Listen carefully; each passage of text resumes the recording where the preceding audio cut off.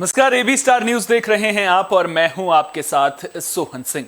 वक्त हो चला है अपना उत्तर प्रदेश का, जिसमें बात करेंगे यूपी की तमाम अहम खबरों की। शुरुआत करेंगे यूपी टीईटी पेपर लीक मामले की। दरअसल यूपी टीईटी पेपर लीक मामले में एसटीएफ को बड़ी कामयाबी मिली है। एसटीएफ ने पेपर लीक कराने वाले आरोपी को गिरफ्तार कर लिया है। तो यूपी में लखनऊ एसटीएफ टीम को बड़ी कामयाबी मिली है। आपको बता दें कि यूपी टीईटी परीक्षा में पेपर लीक कराने वाला वांछित आरोपी हृदयेश कुमार को एसटीएफ ने गिरफ्तार कर लिया है। दरअसल पेपर आउट कराने वाले गिरोह का सदस्य हृदयेश कुमार को एसटीएफ ने पॉलिटेक्निक चौराहे से गिरफ्तार किया है। लगातार एसटीएफ इस पूरे मामले की जांच कर रही है और इसमें बड़ा खुलासा यूपी एसटीएफ ने यह किया है कि इसमें पेपर लीक कराने वाले आरोपी को गिरफ्तार कर लिया है।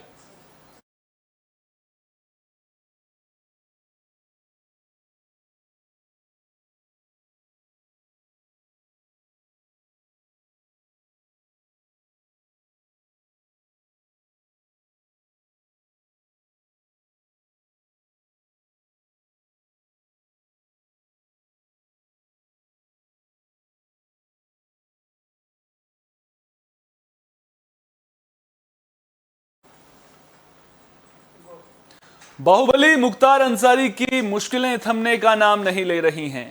3 दिनों में 2 मामलों में कोर्ट ने मुख्तार अंसारी को सजा सुनाई है। गैंगस्टर मामले में मुख्तार अंसारी को अब सजा सुनाई गई है। 5 साल की सजा कोर्ट ने मुख्तार अंसारी को सुनाई है। तो बाहुबली मुख्तार अंसारी को गैंगस्टर के मामले में लखनऊ हाईकोर्ट ने दोषी पाया है, जिसके बाद हाईकोर्ट ने मुख्तार अंसारी को 5 साल की सजा और 50,000 रुपए जुर्माना लगाया है। दरअसल हाईकोर्ट की लखनऊ बेंच ने गैंगस्टर एक्ट के तहत 23 साल पुराने एक मामले में मुख्तार अंसारी को दोषी करार दिया है। आपको बता दें कि इलाहाबाद हाईकोर्ट की लखनऊ बेंच ने यह फैसला सुनाया है। उसके बाद न्यायमूर्ति दिनेश कुमार सिंह की एकल पीठ ने यह फैसला राज्य सरकार की अपील पर पारित किया, जिसकी एफआईआर साल 1999 में थाना हजरतगंज में दर्ज की गई थी।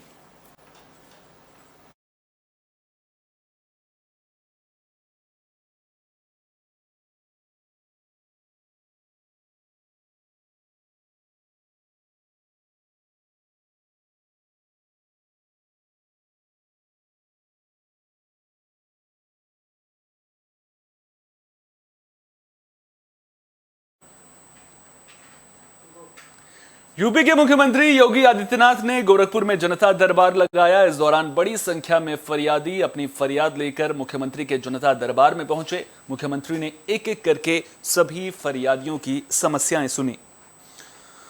आपको बता दें कि मुख्यमंत्री योगी आदित्यनाथ 2 दिन के दौरे पर गोरखपुर पहुंचे हैं, जहां योगी आदित्यनाथ ने सबसे पहले पूजा पाठ किया। उसके बाद सीएम योगी सीधा गौशाला का रुख करते हुए नजर आए, जहां पर उन्होंने इंतजार कर रही सभी गाय और गौवंश को हरा चारा और गुड़ खिलाया। काफी देर तक गौवंशों को दुलारने के बाद सीएम योगी ने गौ सेवा में लगे लोगों से इनके बारे में जानकारी भी प्राप्त की। गौ सेवा के बाद मुख्यमंत्री गोरखनाथ मंदिर प्रांगण में पहुंचे, जहां पर उन्होंने 100 से ज्यादा लोगों की समस्याओं को सुना और अधिकारियों को उन समस्याओं का जल्द समाधान करने का निर्देश दिया।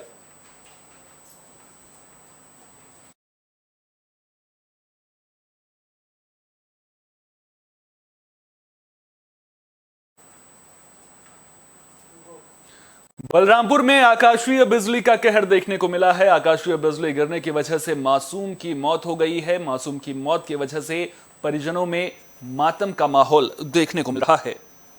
तो बलरामपुर के थाना पचपेड़वा क्षेत्र के अंतर्गत बरगदवा सैफ में आकाशीय बिजली गिरने का यह मामला सामने आया है, जिसकी चपेट में आने से 13 साल के अशरफ सिद्दीकी की मौके पर ही दर्दनाक मौत हो गई। यह हादसा उस वक्त हुआ जब अशरफ अपने छोटे भाई के साथ बज्रपात गांव के पास स्थित आरा मिल के पास मछली पकड़ने गया था। बच्चे की मौत के बाद परिवार में मातम पसरा हुआ है। घटना की सूचना पाकर मौके पर पहुंचे पचपेड़वा थाना प्रभारी निरीक्षक आलोक राव ने घटनास्थल का निरीक्षण किया। इसके साथ पुलिस टीम ने शव को कब्जे में लेकर पोस्टमार्टम के लिए भेज दिया। उसके बाद पुलिस मामले की जांच कर रही है।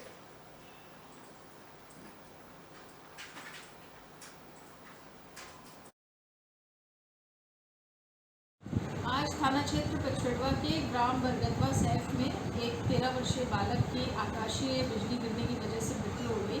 मृतक बालक का नाम अशरफ हुसैन है और वो परिजनों द्वारा बताया गया कि वो तालाब में मछली मारने गया था जब इस प्रकार का हादसा हुआ। खबर बहराइच से है, जहां दबंगों के हौसले बुलंद नजर आ रहे हैं। अब यकीन मानिए, बच्चे भी सुरक्षित नहीं रहे हैं। दरअसल दबंगों ने एक बच्ची के अपहरण की कोशिश की है। तो बहराइच में दबंगों के हौसले बुलंद नजर आ रहे हैं और अपराधियों के बीच अब खाकी का डर भी देखने को नहीं मिल रहा है।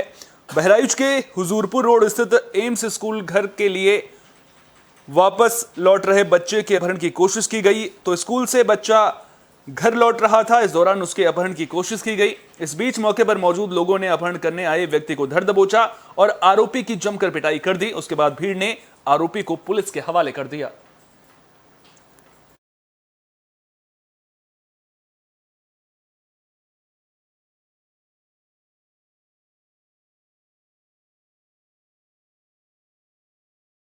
मैं विद्यालय की संचालिका हूँ। क्या हुआ अभी आज, कैसी घटना हुई है और कितने दिनों से इसे प्रयास किया जा रहा है? मेरे टीचर डीवी सिंह साहब हैं, वो अपने बच्चे को लेकर के अपने घर जा रहे थे छुट्टी के उपरांत। 4-6 जो हमारे जान पहचान मतलब कि आसपास वो लड़के अक्सर देखे जाते हैं, उनके साथ 10-15 लड़के और भी थे। सबने मिलकर के बच्चे को किडनैप करने का, उनके बच्चे को किडनैप करने का और उनको मारने का प्रयास किया है।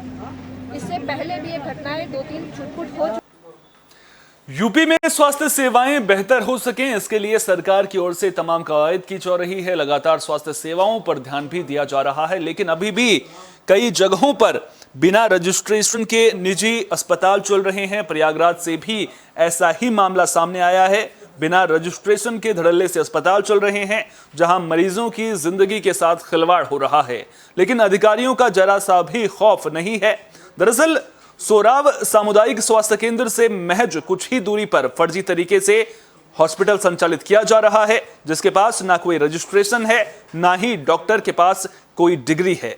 उर्मिला हॉस्पिटल राम भरोसे चल रहा है, जहां बीए पास डॉक्टर मरीजों का इलाज कर रहे हैं। अवैध रूप से चल रहे अस्पताल और गलत ढंग से इलाज के दौरान कई मरीजों की मौत हो चुकी है।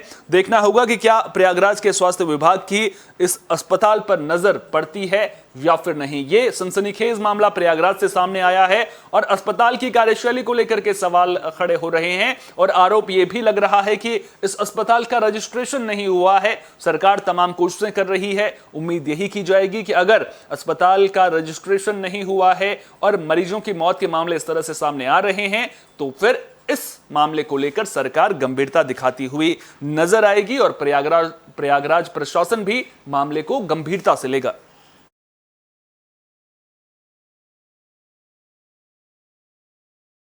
कितने साल का है? 12 साल। 12 साल का। डेट ऑफ बर्थ क्या है? Date of birth 1998। 98। 12 साल का एक्सपीरियंस है। मरीज डॉक्टर साहब बोले बैठने के लिए? जी। अच्छा, मरीज की देखभाल कौन करता है?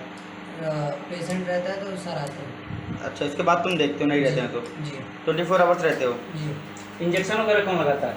हम लोग फर्रुखाबाद में एक बंद बोरे में शव मिलने से हड़कंप मच गया। दरअसल बोरे से दुर्गंध आ रही थी, जिसके बाद स्थानीय लोगों ने इसकी जानकारी पुलिस को दी। तो फर्रुखाबाद में उस वक्त हड़कंप मच गया जब कोतवाली कायमगंज क्षेत्र के गांव जौरा के पास बोरे में बंद शव मिला। बोरे में शव मिलने से पूरे इलाके में हड़कंप मच गया। बोरे से दुर्गंध आने पर ग्रामीणों ने इसकी सूचना पुलिस को दी। घटना की सूचना पाकर मौके पर पहुंची पुलिस ने शव को कब्जे में लेकर पोस्टमार्टम के लिए भेज दिया है। पुलिस मामले की जांच कर रही है।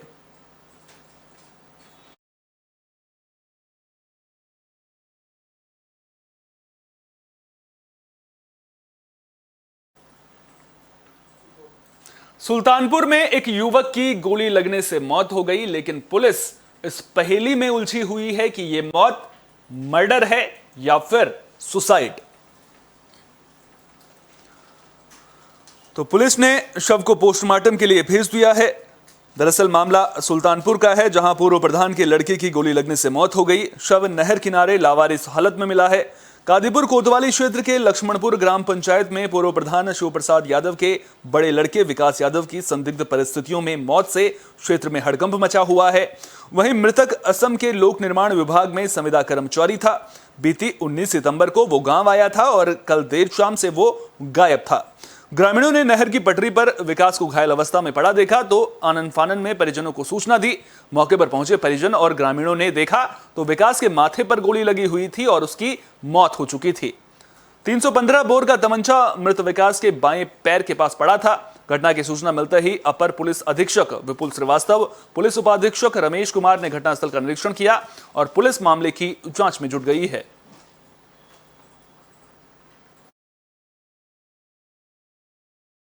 पूरे ग्राम लक्ष्मणपुर में नहर के किनारे एक डेड बॉडी पड़े होने की सूचना प्राप्त हुई थी, जिस पे थानाध्यक्ष कादीपुर और क्षेत्राधिकारी कादीपुर मौके पे गए थे। जिस पे एक डेड बॉडी नहर पटरी पे पड़ी थी और उसके साथ वहीं पे एक कट्टा पड़ा हुआ। सरकार भ्रष्टाचार पर जीरो टॉलरेंस की बात करती है, लेकिन उसके बावजूद आए दिन अधिकारियों के रिश्वत लेने के मामले भी लगातार सामने आते रहते हैं और ग्रामीणों की ओर से अक्सर इस तरह के मामले उठाए जाते हैं। ऐसा ही एक मामला फर्रुखाबाद से सामने आया है। ग्राम पंचायत कुडरी सारंगपुर के ग्रामीणों ने कलेक्ट्रेट पहुंचकर ग्राम प्रधान और हल्का लेखपाल पर आवासीय पट्टा के नाम पर वसूली करने का आरोप लगाया है। इस दौरान ग्रामीणों ने डीएम को ज्ञापन देकर प्रधान और लेखपाल पर कार्रवाई करने की मांग की, जिसके बाद डीएम ने मामले को संज्ञान में लेते हुए ग्रामीणों से उचित कार्रवाई का आश्वासन दिया।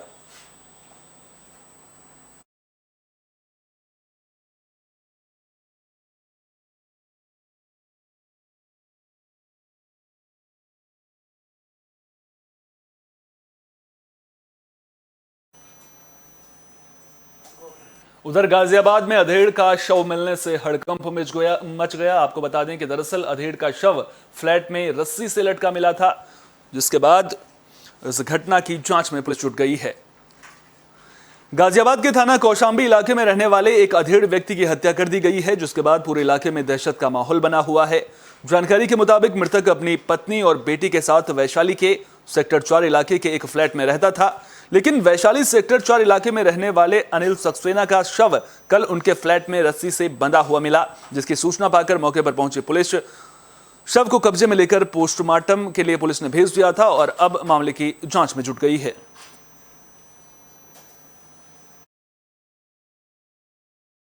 पुलिस मौके पर तुरंत पहुंचा और SHO ICSP CO हम स्वयं मौके पर आए, बाद में जांच किया है और जांच में पता चला है ये व्यक्ति मेरे घर पे रहता था और कैंसर पीड़ित है और इनके साथ इसके बेटी भी है, अभी स्कूल जाती है, लगभग 14 साल का आसपास का है, 14-15 साल का है। और जो इनका मृतक का पत्नी है वो शाम को अपना नौकरी से वापस लौट के आई। उधर गाजियाबाद में बदमाश बेखौफ नजर आ रहे हैं। बदमाशों ने महिला से मोबाइल लूट की वारदात को अंजाम देने की कोशिश की है। Sahibabad Shalimar garden extension Chandrashekhar park के पास बदमाश बेखौफ नजर आए, जहां दिन दहाड़े बीच बाजार बाइक सवार बदमाशों ने एक महिला से मोबाइल लूटने की कोशिश की। इस बीच महिला ने शोर मचाया तो आसपास के लोगों ने बाइक के पीछे लोग पैदल ही दौड़ गए। करीब 150 मीटर पीछा करने के बाद भीड़ ने दोनों बदमाशों को पकड़ लिया। इसके बाद भीड़ ने बदमाशों को पुलिस के हवाले कर दिया।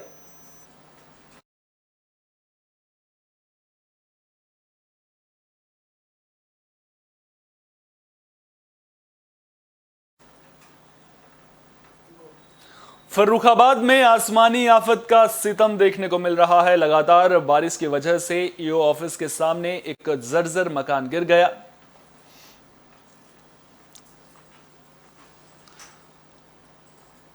तो फर्रुखाबाद में भारी बारिश से ईओ आवास के सामने जर्जर मकान भरभरा कर गिर गया, जिससे पालिका कर्मी और उसका परिवार बाल बाल बच गया। अब बड़ा सवाल ये खड़ा हो रहा है कि जब भवन जर्जर था तो उसमें पालिका कर्मी का परिवार रह क्यों रहा था। इसका जवाब खुद पालिका के जिम्मेदारों के पास नहीं है। वहीं अपना गला फंसते देख तत्काल पालिका कर्मी ने मकान को खाली करने का नोटिस थमा दिया। इस बारे में अधिशासी अधिकारी रविंद्र कुमार ने बताया कि बीते 1 महीने पहले मौखिक रूप से मकान खाली करने को कहा गया था, लेकिन मकान खाली नहीं किया गया था। 5 साल से यहाँ पे रहते। ये बिल्डिंग कितनी पुरानी होगी? लगभग 35-36 साल पुरानी। उस पर बोर्ड लगा हुआ है बिल्डिंग का। 85 में बनी, 85 है कि 82 कितनी है? 85 है, बोर्ड लगा हुआ है उसमें। कितनी जल्दी जंजर है बिल्डिंग, ऊपर से भी गिर रही है, नीचे से भी गिर रही है और बहू चाय बना रही थी तो एकदम भाग के आई, ये दादी की लगता है ऊपर गिर रहा है। स्थिति में आपको मौके पर विद्यमान है और बरसात के कारण उसका एक हिस्सा जो है गिरा है। तो सर ये जर्जर हालात में था, इनको जो लोग रह रहे थे इनको पहले सूचित नहीं किया गया था हटने के लिए? बिल्कुल सूचित किया गया था, लिखा पढ़ी में भी सूचित किया गया, मौखिक भी सूचित किया गया है। फर्रुखाबाद पुलिस को बड़ी कामयाबी मिली है। पुलिस ने बाइक मैकेनिक की हत्या का खुलासा कर दिया है। मामले में पुलिस ने 2 आरोपियों को गिरफ्तार किया है। तो इसे फर्रुखाबाद पुलिस के लिए बड़ी कामयाबी माना जा रहा है। फर्रुखाबाद शहर में कोतवाली पुलिस सर्विलांस और एसओजी टीम को यह बड़ी कामयाबी मिली है। सीओ सिटी की अगुवाई में उस्मान नगला के पास बाइक मैकेनिक की हत्याकांड का पुलिस ने खुलासा किया है। पुलिस ने बताया कि 5 दिन पहले बाइक मैकेनिक विनोद की गोली मारकर हत्या कर दी गई थी। प्रॉपर्टी विवाद के चलते बाइक मैकेनिक विनोद की हत्या भतीजे और दामाद ने ही गोली मारकर की थी। पुलिस ने हत्या का खुलासा करते हुए दोनों आरोपियों को गिरफ्तार कर लिया है। के पीछे जो 2 लोग थे उनकी अरेस्टिंग की गई है। इनकी अरेस्टिंग ग्राम बहुपुर की ईट भट्टे के पास से की गई है। साथ ही साथ इनके पास से 2 दत तमंचा 315 बोर, 5 कारतूस जिंदा 315 बोर और 2 दत खोखा कारतूस 315 बोर प्राप्त हुए हैं, जो कि इनके द्वारा इस हत्या को कारित करने में प्रयुक्त किए गए थे। ये जो दोनों इसके अंदर मुख्य अभियुक्त हैं, ये जो मृतक है उनमें से एक मृतक का भतीजा है, दूसरा। अगली खबर गाजियाबाद के गोविंदपुरम से है, जहां बदमाश इतने बेखौफ हो चले हैं कि महिला से छिनतई की वारदात को अंजाम दिया है। दरअसल बदमाशों ने महिला के कान से कुंडल छीनकर बदमाश फरार हो गए। महिला मंदिर से पूजा करके घर लौट रही थी। मामला थाना कविनगर के गोविंदपुरम का है, जहां मंदिर से पूजा कर घर वापस लौट रही 75 साल की महिला से 2 अज्ञात बदमाशों ने कानों से कुंडल लूट लिए। ये पूरी घटना सीसीटीवी में कैद हो गई। पुलिस मामले की जांच में जुट गई है। वहीं पुलिस ने तत्परता दिखाती अगर पुलिस तो दोनों अज्ञात व्यक्तियों को गिरफ्तार कर सकती थी। पीड़ित बुजुर्ग महिला के परिवार ने स्थानीय गोविंदपुरम चौकी के प्रभारी और अधीनस्थों पर लापरवाही और मामले को छोटी घटना और पीड़ित परिवार को धमकाने के गंभीर आरोप लगाए हैं। हालांकि पीड़ित 75 साल की कांति देवी का कहना है कि दोनों अज्ञात व्यक्तियों ने उन्हें चाकू की नोक पर उनसे कुंडल लूटे हैं, जो सीसीटीवी में साफ नजर आ रहा है। बैठी, मैंने उनको शांत करा, उनको ढांढस बंधाया। उसके बाद मैंने चौकी इंचार्ज को फ़ोन किया, यहाँ पुलिस वहाँ पहुँची।